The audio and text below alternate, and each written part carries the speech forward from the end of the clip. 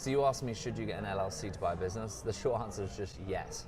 Yes, you should. You should not buy a company outside of an LLC structure. The LLC gives you a separate legal identity to you, which is just sensible business advice. You don't want to buy it personally.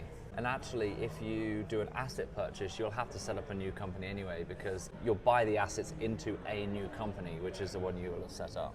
Yeah, there's two ways to buy a business. You can either do an equity purchase or an asset purchase. Traditionally speaking, asset purchase is more popular from a buying perspective. There's two main reasons. One is you get a limitation of historical liabilities. When you buy it is a new entity, it goes into a new entity. That way, if something comes out or pops up from 5, 10, 15 years ago, and they come after you as a new owner, it's nothing to do with you because it truly is a new entity. It's in a new entity.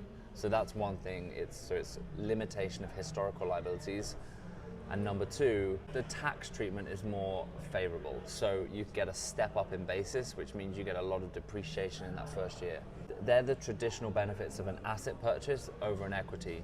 There are some things you can do on an equity side to mimic the tax treatment, so you get good depreciation. And there are some things you can do around insurance and things like that to limit liability. So it's not like this is good, this is bad. Again, every situation is different. Sometimes you might want to do an equity purchase. It's quicker. I find it's cheaper on professional fees. If you can mitigate against some of the traditional risks of an equity purchase, like historical liability through insurance, then sure, I'll consider equity. So they're the two types, asset, equity.